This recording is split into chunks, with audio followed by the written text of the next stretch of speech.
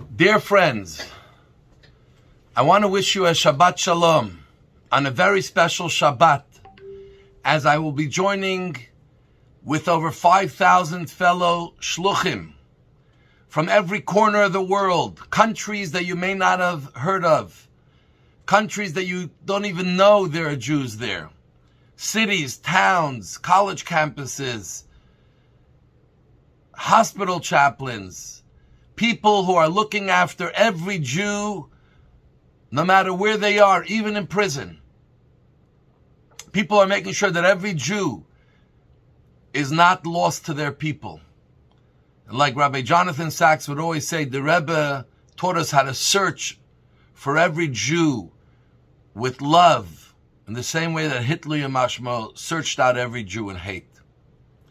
We're all coming together, representing World Jewry, to strengthen each other as we go back to our missions, to make this world a brighter place, to do nothing less than to bring Mashiach and the perfect world that we have been promised in the Torah again and again.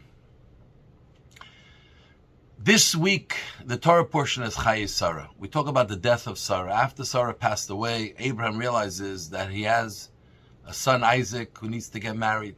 And he starts working on marrying his son and creating all the conditions for his son to get married, and sends his servant Eliezer to go look for a bride. When he finds Rivka and he brings her back, we are told that Yitzchak was coming from somewhere. Ber Lachai Roi. Where is he coming from? What does the Torah have to tell us that he's coming from somewhere? We don't think that he's sitting in one place all day. And our commentaries, Rashi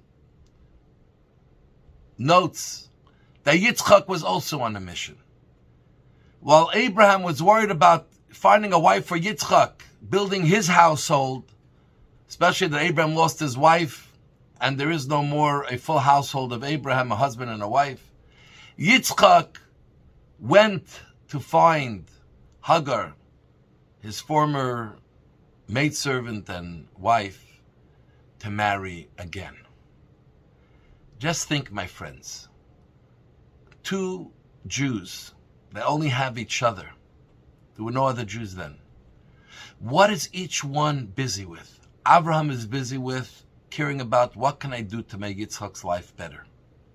And Yitzchak is thinking about his father, who's already 140 years old, is not a young man, lived a big part of his life, is thinking about how can I make my father's life better. This, my friends, is what the mission of Shlichut is.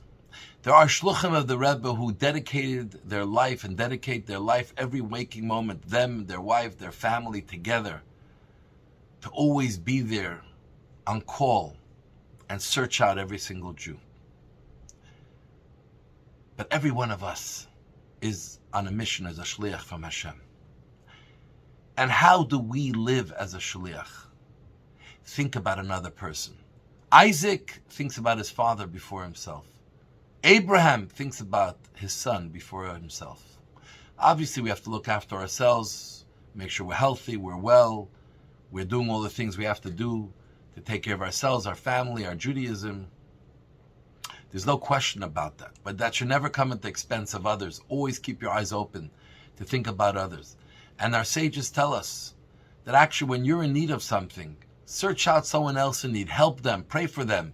Because when you help them, God says, I want to help those who appreciate and understand that people in these situations need to be helped by being prayed for or being helped with money or other things. This, my friends, is what the message to all of us is. We always have to think about the other. We are one organism, all the Jewish people. We're not complete until every Jew is counted for, until every Jew is part of the Jewish people, not only in fact, but they feel connected, they're alive, they feel the blood and the oxygen pulsating through their body. So on this special Shabbat, think about, how can I start thinking about others? Not once I'm taken care of and I'm comfortable and I'm fine, because a lot of people tell me I'm busy, and they're true, they're correct, they are busy. We're all busy. But don't wait to think about another until you took care of everything you need yourself. The moment you have enough to survive, you already can think of others. And obviously, we live in a time when we have much more than we need to survive. We must always think about others first. And remember that others are not others. They're really a part of us. So I want to wish you Shabbat Shalom.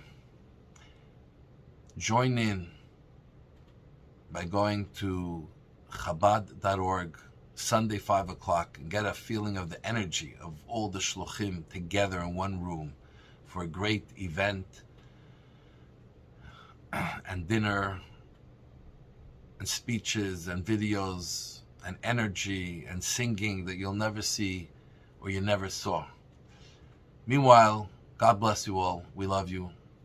Shabbat candlelighting time in Montreal is 4:03 p.m.